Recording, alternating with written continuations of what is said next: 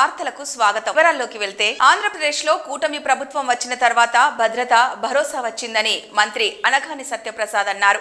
పెట్టుబడిదారులను ఆహ్వానించేలా ఒక సానుకూల వాతావరణం ఏర్పడిందన్నారు. సచివాలయంలో నిర్వహించిన మీడియా సమావేశంలో మంత్రి అనగాని, తెదేపా రాష్ట్ర అధ్యక్షుడు పల్లా శ్రీనివాసరావు, ఎంపీ శ్రీ భరత్ మీడియాతో మాట్లాడారు. ఈ సందర్భంగా మంత్రి అనగాని మాట్లాడుతూ ఎవరి వల్ల మంచి జరుగుతుందో రాష్ట్ర ప్రజలంతా చూస్తున్నారని అన్నారు. ఎప్పటి నుంచో ఉన్న సమస్యలకు కూడా పరిష్కారం చూపిస్తున్నామని, సింహాచలం పంచగ్రామాల సమస్య కూడా త్వరలోనే పరిష్కారం కాబోతుందన్నారు. దాదాపు 500 ఎకరాల భూమిని ప్రత్యామ్నాయంగా ఇచ్చి 12,149 ఇళ్లను రెగ్యులరైజ్ చేసేందుకు నిర్ణయం తీసుకున్నామన్నారు. గౌరవ ముఖ్యమంత్రి గారు రెవెన్యూ అలాగే ఎండోమెంట్స్కి సంబంధించినటువంటి ముఖ్య రివ్యూ, ఎందుకంటే గతంలో మనం చూస్తే గత ప్రభుత్వ పరిపాలనలో ఈ విశాఖపట్నం అంటే భూములు కొట్టేశారా అయితే ఆస్తులు మింగేశారా అని చెప్పేసి ఒక భయం ఉండేది. కానీ చంద్రబాబు నాయుడు గారి ప్రభుత్వం వచ్చిన తర్వాత ఒక భద్రత, ఒక భరోసా, ఒక ప్రశాంతమైన వాతావరణం, అలాగే పెట్టుబడిదారులను ఆహ్వానించే విధంగా ఒక సానుకూలత కూడా ఏర్పాటు చేయడం జరుగుతూ ఉంది. మనందరూ గ్రహించాలి ఎవరి వల్ల మంచి జరుగుతూ ఉంది, ఎవరు గతంలో ప్రజలకు చెడు చేశారు అనేది. ఇప్పటి నుంచో ఉన్నటువంటి సమస్యలన్నీ కూడా కులంకుశంగా అక్కడ ఉన్నటువంటి ప్రజాప్రతినిధులు అందరితో కూడా, రాష్ట్ర అధ్యక్షులు అవ్వచ్చు, జనసేన నాయకులు అవ్వచ్చు, మన తెలుగుదేశం పార్టీలో ఉన్నటువంటి నాయకులు అవ్వచ్చు, అందరితో కూడా 1 to 1 కూడా క్లియర్ కట్గా మళ్ళా భవిష్యత్తులో ఎలాంటి ఇబ్బంది లేకుండా ఉండే విధంగా, అలాగే మరి ఎప్పటి నుంచో మనం చూస్తున్నటువంటి సింహాచలం పంచగ్రామాల సమస్య కూడా, ఎందుకంటే గత ప్రభుత్వాల ఎన్నోసార్లు ఎంతోమంది కూడా హామీలు ఇచ్చారు, కానీ హామీ పూర్తి చేయలేకపోయాం. అది సబ్జుడిస్ కాబట్టి దానికి కూడా ఎట్లా మనం కోర్టు నుంచి కూడా ఆర్డర్ తెచ్చుకోవాలనేది కూడా లీగల్ ఒపీనియన్ కూడా తీసుకుని అలాగే గౌరవ అశోక్ గజపతిరాజు గారు, ఎందుకంటే వారి యొక్క పూర్వీకుల నుంచి వచ్చేటువంటి అనువంశిక చైర్మన్ కాబట్టి వారికి కూడా ప్రత్యేక కృతజ్ఞతలు తెలియజేసుకుంటూ వారి యొక్క అనుమతితో దాదాపుగా 500 ఎకరాలు అంటే 5,000 కోట్ల రూపాయలు విలువ చేసే భూమిని ప్రత్యామ్నాయంగా ఇచ్చి 12,000 ఇల్లుల దాకా రెగ్యులేట్ చేసే ఒక ప్రక్రియ. దానిపైన నిజంగా విశాఖపట్నం పంచగ్రామంలో ఉన్నటువంటి ప్రతి ఒక్క గృహంలో ఉండే ప్రతి ఒక్క కుటుంబం కూడా ఆనందంతో ఉండాలి. దాని పెద్ద ఎత్తున మా నాయకులు కార్యకర్తలు కూడా క్షేత్రస్థాయిలో కూడా తీసుకెళ్లాలని చెప్పేసి మేము కోరుతా ఉన్నాం. దానికి మరి ఒకసారి రాజావారి కుటుంబానికి అలాగే ముఖ్యమంత్రి గారికి కూడా అక్కడ ఉన్నటువంటి శాసనసభ్యులు అలాగే గ్రామస్తుల ద్వారా కూడా కృతజ్ఞత తెలియజేస్తా ఉన్నాం. గత ప్రభుత్వ హయాంలో ముఖ్యమంత్రి నారా చంద్రబాబు నాయుడుపై అక్రమంగా కేసు పెట్టి ఇరికించారని, అందుకే కోర్టు ఆ కేసును కొట్టివేసిందని ఏపీ ఫైబర్ నెట్ సంస్థ చైర్మన్ జీవీ రెడ్డి తెలిపారు. ఎన్టీఆర్ అడ్మినిస్ట్రేటివ్ బ్లాక్లో గల ఫైబర్ నెట్ కార్యాలయంలో ఏర్పాటు చేసిన పాత్రికేయుల సమావేశంలో చైర్మన్ జీవీ రెడ్డి మాట్లాడుతూ 2014లో ముఖ్యమంత్రిగా చంద్రబాబు ఉన్న సమయంలో టెరాస్ సాఫ్ట్ సంస్థపై ఒత్తిడి తెచ్చారనే అభియోగాలపై గత ప్రభుత్వం case పెట్టిందన్నారు. టెరాస్ soft MD Vemuri Hariprasad పై తప్పుడు కేసులు పెట్టి వేధించారన్నారు. కులాల ప్రాతిపాదికన ముఖ్యమంత్రి చంద్రబాబును ఇరికించేందుకు జగన్మోహన్ రెడ్డి తప్పుడు ఫిర్యాదులు చేసి అక్రమంగా కేసు పెట్టించారన్నారు. గతంలో మాజీ fiber net chairman Gautam Reddy ముఖ్యమంత్రి చంద్రబాబుపై ఫిర్యాదు చేస్తే ఎండీ ఫిర్యాదు ఇచ్చినట్లు ఎఫ్ఐఆర్లో కాలం 6లో రాశారన్నారు. ఫిర్యాదులో ఎక్కడా ముఖ్యమంత్రి నారా చంద్రబాబు నాయుడు పేరు లేకపోయినా కక్షపూరితంగా వ్యవహరించారన్నారు. తీసుకుంటాం బాగా నోటీస్ ఇచ్చాను, డబ్బులు లేవంట, నోటీస్ ఇవ్వలేదు. డెఫినెట్గా వీళ్ళు ఇప్పుడు 15 days టైం ఇచ్చాము. ఇప్పుడు మేము ఇంత అది కూడా క్లారిటీ ఇవ్వాలి, ఎందుకంటే మా పొలిటికల్ గవర్నెన్స్ 1.1 మా ముఖ్యమంత్రి గారు క్లియర్ చెబుతున్నారు, మనం ఎక్కడ కూడా కక్షపూరిత రాజకీయాలు చేయొద్దు, 1-2 సార్లు అవకాశం ఇమ్మంటున్నారు. ఇప్పుడు మేము ఎవరి మీద లాస్ట్ టైం గవర్నమెంట్ మాదిరి గోడలు దూకో లేదా ఎఫ్ఐఆర్ల పేరు లేకపోయినా కూడా ముందు అరెస్ట్ చేసి ఎఫ్ఐఆర్ల పేరు పెట్టాలో గోడలు దూకి అర్ధరాత్రులు పోయి మేము అరెస్ట్ చేయలేదు. మేము ప్రాపర్గా నోటీసులు ఇస్తున్నాము, సమాధానం చెప్పంటున్నాము, వాళ్ళు కోర్టుకు వెళ్ళడానికి కూడా అవకాశం ఇస్తున్నాము. సో అవంతా ఎగ్జాస్ట్ అయిన తర్వాతనే మేము చర్యలు చేస్తున్నాం తప్పితే ఎక్కడ కక్షపూరితంగా ఎక్కడ ఏ రోజు వెళ్ళట్లేదు. వెళ్ళొద్దు అన్నదే మాకు వచ్చిన డైరెక్షన్స్. అది నా డిపార్ట్మెంట్కనే కాదు, ప్రతి చోట కూడా అలాంటి డైరెక్షన్స్ ఉన్నాయి. అందుకని చెప్పేసి మేము యాంపిల్ టైం ఇస్తున్నాం. వాళ్ళకై వాళ్ళు వచ్చి తప్పు తెలుసుకొని తప్పు చేశారు, వచ్చి ఇస్తే బాగుంటుంది. అయినా కూడా మేము కావాల్సినంత టైం ఇస్తున్నాం. ఆ సమయాన్ని కూడా వాళ్ళు వినియోగించుకొని రెస్పాండ్ కాబట్టి డెఫినెట్గా will take action. FIR and mean to say take action అంటే లేక చట్టపరంగా ఏం చర్యలు చేపట్టాలి అవన్నీ చేపడతాం. ఎఫ్ఐఆర్ ఫైల్ చేయడం కావచ్చు, మిగతా అన్నీ కూడా చేస్తాం. సో లేట్ అవుతుంది కాబట్టి మేము చేయట్లేదు ఆపేసామనుకోవద్దు. ఓన్లీ థింగ్ ఏంటంటే కక్షపూరితంగా వెళ్ళకూడదు. మనం వాళ్ళ రాజ్యాంగపరంగా వాళ్ళకి కొన్ని హక్కులు ఉంటాయి కాబట్టి వాళ్ళని గౌరవిస్తూ వాళ్ళకి ఇవ్వాల్సిన టైం వాళ్ళకి ఇస్తున్నాం. ఇన్ దట్ ప్రాసెస్ మనం ఆగుతున్నాం తప్పితే వేరే ఉద్దేశం కాదు. నిన్న మంత్రి గారు వచ్చేసి దాదాపు 2 గంటల పాటు రివ్యూ చేయడం జరిగింది మొత్తము. సో మోటివ్ అదే కదా, ఇంతకుముందు నేను కూడా చెప్పాను. నిన్న మంత్రి గారు వచ్చేసి క్లియర్ డైరెక్షన్ ఇవ్వడం జరిగింది. యుద్ధ ప్రాతిపదికన కనెక్షన్స్ కావచ్చు, రాష్ట్రం మొత్తం ఇంటర్నెట్ కావచ్చు క్వాలిటీగా ఇవ్వాలనేది పెట్టుకున్నాం. దాని మీద వర్క్ స్టార్ట్ చేసాం, చేస్తున్నాం. అంటే సెటప్ బాక్స్లు ఏమంటే లాస్ట్ 5 సంవత్సరాలు ఒక్క బాక్స్ కూడా కొనలేదు. అది ఇప్పుడు కొంటున్నాం. మొత్తం టెండర్స్ కూడా కాల్ ఫర్ చేస్తున్నాం. ఒక 4-5 రోజుల్లో మేము బాక్సులు ఉన్న వాళ్ళందరూ కూడా వచ్చేసి మా దగ్గర అది చెక్ చేసుకోమని చెప్తున్నాం. ఒకసారి అది అయిపోయిన తర్వాత వీల్ కాల్ ఫర్ టెండర్స్ వాటికి కూడా. అదే ప్రాసెస్ ఇనిషియేట్ చేసాం. మళ్ళీ డివేట్ అవుతుంది, అది వేరే సబ్జెక్ట్, నేను మళ్ళీ చెప్తాను. ఓకేనా? దాన్ని thank you so much. Thank you. Political చెప్పండి, పొలిటికల్గా సబ్జెక్ట్ కదా. వైసీపీ చేసిన తప్పులకు ప్రాయశ్చిత్తం చేసుకోవడం లేదని మంత్రి కొలుసు పార్థసారథి అన్నారు. బుధవారం మీడియాతో మాట్లాడుతూ నెంబర్ 2 స్థానంలో ఉన్న వారు కూడా పార్టీని వదిలించుకోవాలని చూస్తున్నారంటే అర్థం చేసుకోవాలన్నారు. వైసీపీ దిగజారుడు భావనలకు సాక్షి అద్దం పడుతూ వార్తలు రాస్తోందని మండిపడ్డారు. నీతి ఆయోగ్ చెప్పిన విషయాలపై చంద్రబాబును అనడం కరెక్ట్ కాదన్నారు. విపత్తుల మూలంగా రాష్ట్రం లేదా దేశం నష్టపోతే ఏమి చెయ్యలేమని, అలా కాకుండా ఓ వ్యక్తి వల్ల రాష్ట్రం నష్టపోతే క్షమించకూడదన్నారు. ఈ రాష్ట్రానికి ఆదాయ మార్గాలను పెంచకుండా మూర్ఖత్వపు పాలన ద్వారా మరింత దిగజార్చారని విమర్శించారు. చేసిన పాపాలకి ప్రాయశ్చిత్తం కోసం ప్రయత్నం చేయకుండా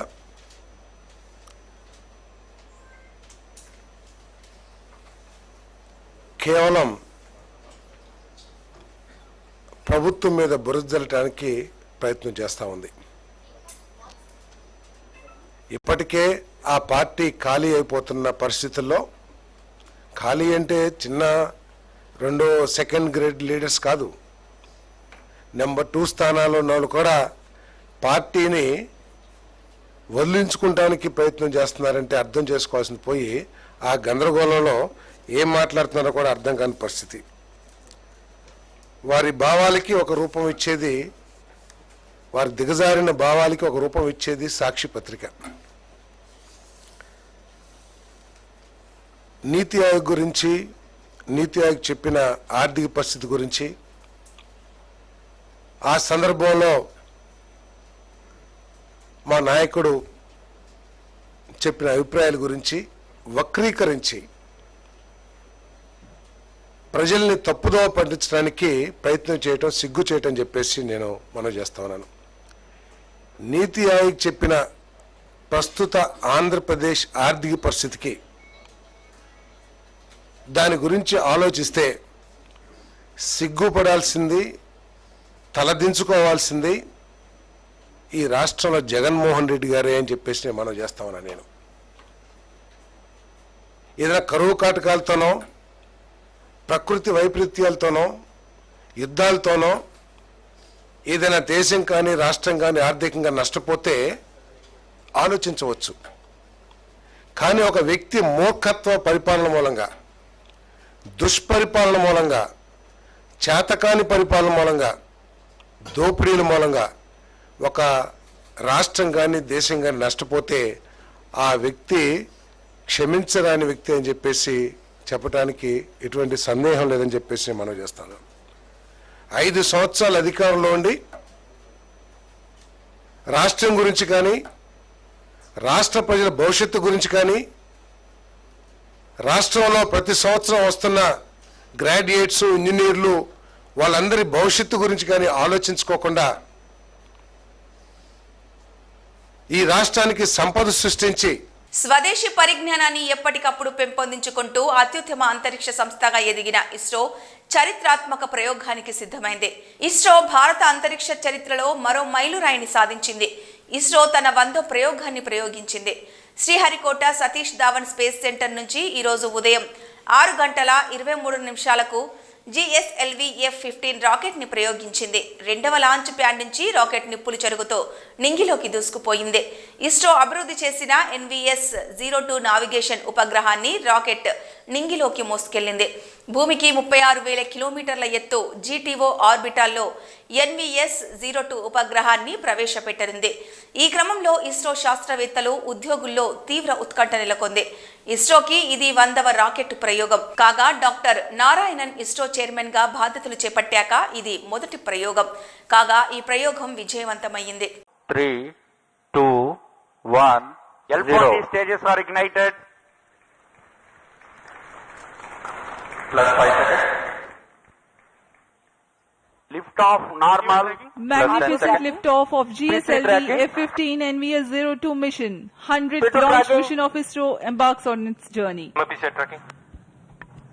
Plus 20 seconds. विहंगम दृश्य सफलतापूर्ण उत्थापन GSLV F-15 रॉकेट का चारों L40s तथा कोर बूस्टर S-139 वर्तमान में प्रज्वलित हैं और यान को उद्दिष्ट कक्षा की ओर लेके जा रहे हैं.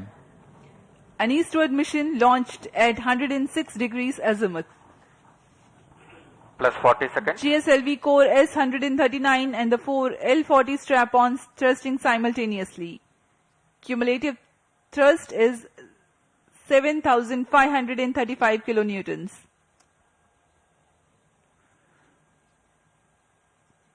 प्रथम चरण में कोर बूस्टर है 1 minute. जो कि Sharvan ठोस नोदक पर आधारित है. कोर बूस्टर का प्रज्वलन काल लगभग 111 सेकंड का है. Earth storable propellant. Shar ground station acquiring the trajectory data. S-139 stage ban out. Core booster का प्रज्वलन काल समाप्त हो चुका है. Plus 2 minutes. Step on booster अभी भी प्रज्वलित है. इस दौरान यह लगभग 3,000 किलोन्यूटन का प्रणोद उत्पन्न कर रहे हैं. Normal.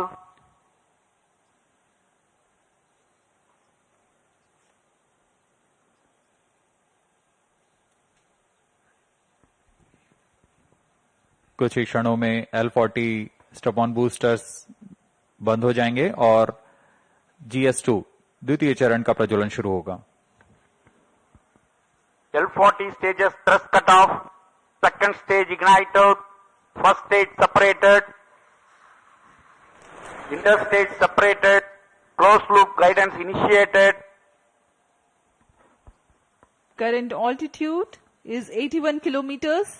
We are 169 seconds into the flight. Second stage performance normal. जी हाँ, जैसा आपने सुना, प्रथम चरण के कार्यकाल के पश्चात उसे यान से पृथक कर दिया गया है तथा द्वितीय चरण जो कि तरल नोदक पर आधारित चरण है, इसका प्रज्वलन शुरू हो चुका है. यह लगभग 141 सेकंड का प्रज्वलन काल है. इस दौरान यह लगभग 846 किलोन्यूटन का प्रणोद उत्पन्न कर रहा है. Also known as the GL40HT, the second stage operates on UH-25 and N204. High thrust Vikas engine develops 840. Uttarakhand లో 38వ జాతీయ క్రీడలను ప్రధాని మోదీ ప్రారంభించారు. సుమారు 10,000 మంది అథ్లెట్లు 32 విభాగాలలో పోటీ పడేందుకు సిద్ధమయ్యారు. ఫిబ్రవరి 14 వరకు ఈ ఆటలు కొనసాగనున్నాయి. డెహ్రాడూన్ ప్రధాన వేదికగా 7 నగరాల్లో స్పోర్ట్స్ ఈవెంట్లు జరగనున్నాయి. ఈ మేరకు ఉత్తరాఖండ్ సీఎం పుష్కర్ సింగ్ ధామీతో కలిసి ప్రధాని మోదీ ఈ ఈవెంట్కు పచ్చ జెండా ఊపారు.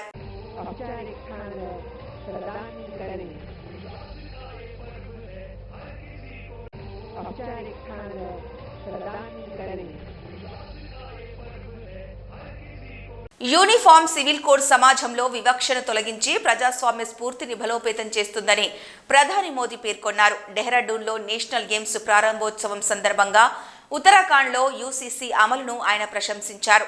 ఆ రాష్ట్రంలో సోమవారం నుంచి యూసీసీ అమల్లోకి రావడం తెలిసిందే. ఉమ్మడి పౌరస్మృతి ద్వారా అన్ని మతాల వారికి ఒకే తరహా వివాహ, విడాకులు, వారసత్వ చట్టాలు అమలవుతాయని అన్నారు. देश का ऐसा राज्य बना है जिसने यूनिफॉर्म सिविल कोड समान नागरिक संहिता लागू की। मैं कभी कभी इसे सेक्युलर सिविल कोड भी कहता हूं। समान नागरिक संहिता हमारी बेटियां, माताओं बहनों के गरिमापूर्ण जीवन का आधार बनेगी। यूनिफॉर्म सिविल कोड से लोकतंत्र की स्पिरिट को मजबूती मिलेगी, संविधान की भावना मजबूत होगी। और मैं आज यहां स्पोर्ट्स के इस इवेंट में हूं तो इसे मैं आपसे जोड़कर भी देखता हूं। स्पोर्ट्समैनशिप हमें भेदभाव की हर भावना से दूर करती है। हर जीत, हर मेडल के पीछे का मंत्र होता है सबका प्रयास। स्पोर्ट्स से हमें टीम भावना के साथ खेलने की प्रेरणा मिलती है। यही भावना यूनिफॉर्म सिविल कोड की भी है। किसी से भेदभाव नहीं, हर कोई बराबर। मैं उत्तराखंड की भाजपा सरकार को इस ऐतिहासिक कदम के लिए बधाई देता हूं। రాష్ట్రంలో గంజాయి మూలాలపై ఉక్కుపాదం మోపామని గంజాయి రహిత ఆంధ్రప్రదేశ్గా తీర్చిదిద్దడమే లక్ష్యంగా పోలీస్ శాఖ పనిచేస్తోందని డీజీపీ ద్వారక తిరుమలరావు అన్నారు. శ్రీకాకుళం నగరంలో ఆయన పర్యటించారు. ముందుగా శ్రీకాకుళం ఆర్టీసీ కాంప్లెక్స్లోని 1వ డిపోని సందర్శించారు. అనంతరం జిల్లా పోలీస్ కార్యాలయానికి చేరుకున్నారు. DIG Gopinath Jatti, SP KV మహేశ్వరరెడ్డితో కలిసి జిల్లా పోలీస్ అధికారులతో సమీక్ష నిర్వహించారు. డీజీపీ మాట్లాడుతూ గడిచిన 7 నెలల్లో శ్రీకాకుళం జిల్లా పోలీసులు అత్యుత్తమ పనితీరుతో మంచి ఫలితాలు సాధించడం అభినందనీయమన్నారు. ప్రజలకు పారదర్శకమైన సేవలందించి పోలీస్ శాఖ కీర్తిని పెంపొందించాలని, సాంకేతిక పరిజ్ఞానం వినియోగించి సైబర్ నేరాలు ఛేదించాలని, బీహార్ సుఫారీ గ్యాంగ్తో సహా ఆలయాల్లో దొంగతనాలు, చైన్ స్నాచింగ్ కేసులను ఛేదించి ప్రాపర్టీ రికవరీ చేయడం జిల్లా పోలీసుల ప్రతిభకు నిదర్శనమని కొనియాడారు. చెప్పిన ఆదేశాల వరకు స్పెషల్ కోర్టు కూడా only for these offences special court ఏర్పాటు చేయడం జరిగింది. దానికి ప్రస్తుతం హైకోర్టు పరిశీలన ఉంది. ఇక త్వరలో అది కూడా ఏర్పాటు జరుగుతుంది. అంటే ఫాస్ట్ ట్రయల్ జరిగిపోవడం చేస్తుంటాం. అదేవిధంగా రోడ్ యాక్సిడెంట్ ఈ జిల్లాలో ఒక ప్రాధాన్యత అంశం. ఇక్కడ హైవే మనకి ఎక్కువ ఉంది కాబట్టి దానిపైన కూడా దృష్టి సారించడం జరిగింది. క్రైమ్ అక్కడ కూడా యాక్సిడెంట్స్ తగ్గినాయి. సో ఓవరాల్గా కంట్రోల్ చేస్తూ ఉన్నాము, క్రైమ్ కంట్రోల్ చేస్తూ ఉన్నాం. రెండో ఇంపార్టెంట్ విషయం ఏంటంటే టెక్నాలజీని విరివిగా వాడుకోవడం. పూర్తిగా దాన్ని టెక్నాలజీని వాడుకోవడం అంటే అది సీసీటీవీ కెమెరాలు కానీ, ఆల్రెడీ ఇన్స్టాల్ అయ్యి పనిచేయకుండా ఉన్న కెమెరాలన్నీ ఈ మధ్య రిపేర్ చేయడం జరిగింది. సుమారు 460 కెమెరాస్ ఉన్న కెమెరాలు చెడిపోయి ఉంటే మళ్ళీ వాటి మీద బాగు చేయడం జరిగింది. అవి కాకుండా సుమారు 520 కెమెరాలు కొత్తవి పెట్టడం జరిగింది. ప్రతి జిల్లాలో కూడాను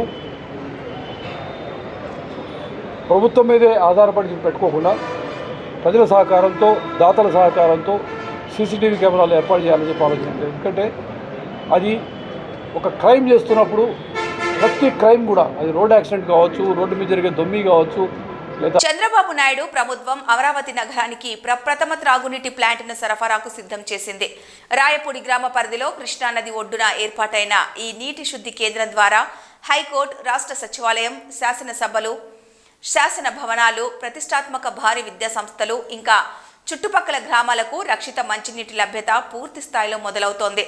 2013 అక్టోబర్ మాసంలో అప్పటి చంద్రబాబు సర్కార్ హయాంలోనే రోజుకి 1 కోటి లీటర్ల నీటి శుద్ధి సామర్థ్యంతో నిర్మాణం మొదలై 2019 ఎన్నికల సమయానికి 90% నిర్మాణం పూర్తి చేయబడింది.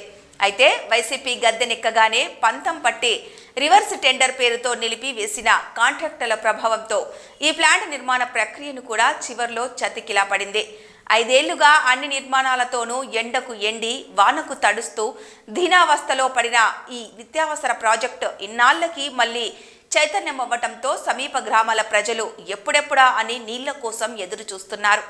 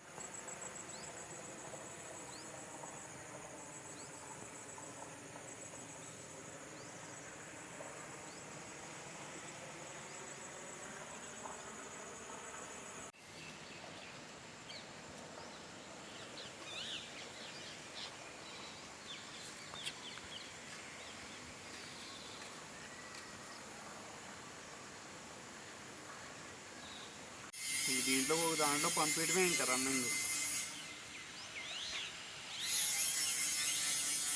ప్రస్తుత కూటమి గెలుపు అనంతరం ఈ ప్లాంట్ నిర్మాణాల కాంట్రాక్టర్ తిరిగి పనులు చేపట్టారు. 5 ఏళ్లు నీళ్లతో పేరుకుపోయిన మురికి ఇంకా నాచుని తొలగించి క్లోరిన్ వాడకానికి సంబంధించిన గది ఏర్పాటు, ప్లాంట్ కట్టడాల రైలింగ్ అమర్చడం తదితర పనుల చివరి దశ కూడా పూర్తవుతోంది. అడ్డంకులన్నీ తొలగిపోవడంతో ఫిబ్రవరి నెలలోనే ఈ జలధార ప్రజలకి అందుబాటులోకి వచ్చే ప్రారంభోత్సవానికి అంతా సిద్ధమైనట్లే.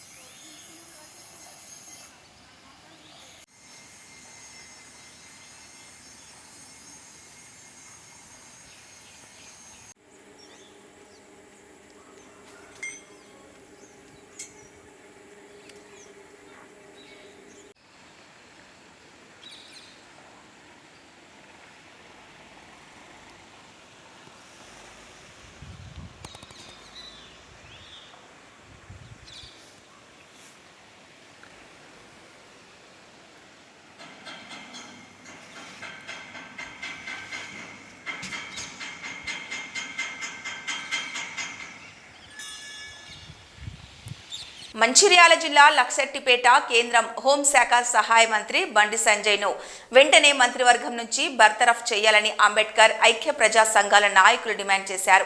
పట్టణంలోని అంబేద్కర్ విజ్ఞాన మందిరం వద్ద దివంగత గద్దర్పై సంజయ్ వ్యాఖ్యలను ఖండించారు. ఇటీవల పద్మశ్రీ, పద్మ విభూషణ్ అవార్డ్స్ కేటాయింపులో గద్దర్కు జరిగిన అవమానం గురించి మాట్లాడారు. ఈ సందర్భంగా అంబేద్కర్ యువజన సంఘం మండల అధ్యక్షులు ముల్కల రామదాస్ మాట్లాడుతూ గద్దర్ గురించి హద్దులు దాటి మంత్రి హోదాలో ఉన్నటువంటి వ్యక్తి మాట్లాడటం సిగ్గుచేటన్నారు. గద్దర్ను విమర్శించే స్థాయి సంజయ్కి లేదన్నారు. నిన్న బండి సంజయ్ గారు హోంశాఖ మంత్రి మరియు గద్దర్ అన్నపై మాట్లాడినటువంటి మాటలు మేము ఖండిస్తున్నాం. ఎందుకంటే గద్దర్ అన్నను ఒక అంతకునిగా గుర్తించడం అది చాలా బాధాకరం. దీన్ని మేము తీవ్రంగా ఖండిస్తున్నాం. గద్దరన్న చరిత్ర అనేది ఘోరంతా కూడా కాదు. గద్దరన్న ప్రజాపల్లెల గుండెలలో ఉండే గద్దరన్నను నువ్వు అవమానపరుస్తున్నావు అంటే ఖబర్దార్ బండి సంజయ్ గారు, నువ్వు ఒక బీసీ బిడ్డమని మర్చిపోతున్నావు.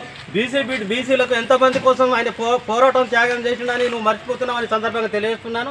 ఎందుకంటే ఈ ఢిల్లీ నుంచి గల్లీ దాకా ఒక ప్రజాయుద్ధ నౌక గద్దరన్న పేరు చెప్తే ఢిల్లీ గడగడలాడింది. నువ్వు మామూలు ఒక ఎంపీ అయినందుకే నువ్వు ఆగుతలేవు. నువ్వు కేంద్ర మినిస్టర్ అయినంత మాత్రాన ఎస్సీ ఎస్టీ దళితుల మీద దాడులు చేస్తున్నావు, భౌతిక దాడులు చేసే క్రమంలో నువ్వు ఉన్నావు. కాబట్టి ఖబర్దార్ బండి సంజయ్ గారు, ఈ సందర్భంగా మీకు హెచ్చరిస్తున్నావు. బీజేపీలు ఎక్కడ చూసినా ఎస్సీ ఎస్టీల పైన దాడులు చేస్తుండ్రు, భారత రాజ్యాంగాన్ని నిర్వీర్యం చేసే విధంగా మాట్లాడుతుండ్రు.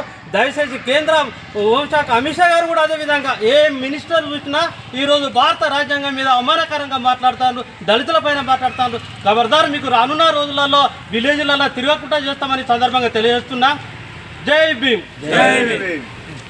అంబేద్కర్ సంఘం మరియు ప్రజా సంఘాల ఆధ్వర్యంలో నిన్న బండి సంజయ్ గారు కేంద్ర హోంశాఖ సహాయ మంత్రి అని చెప్పుకుంటున్నటువంటి బూట్లు మోసి ఆ పదవిని కొనుక్కున్న వ్యక్తి.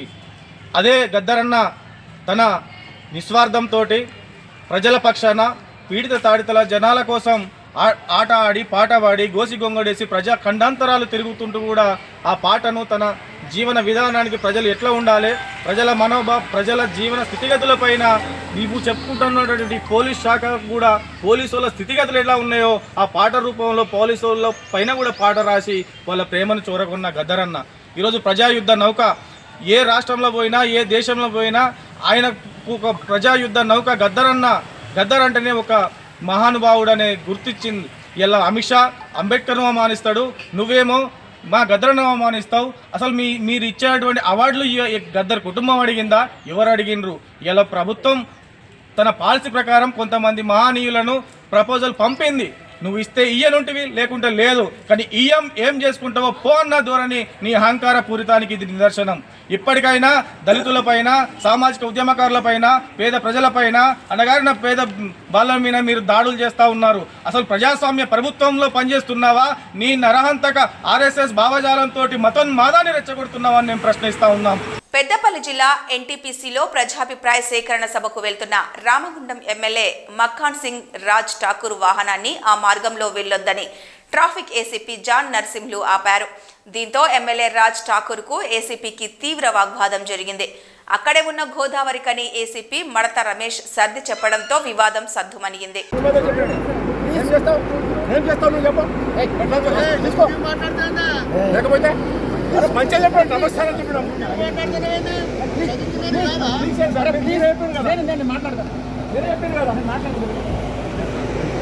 తప్పు చేస్తే మాట్లాడాలి, మాట్లాడతాను అలా మీరు మాట్లాడుతున్నారు.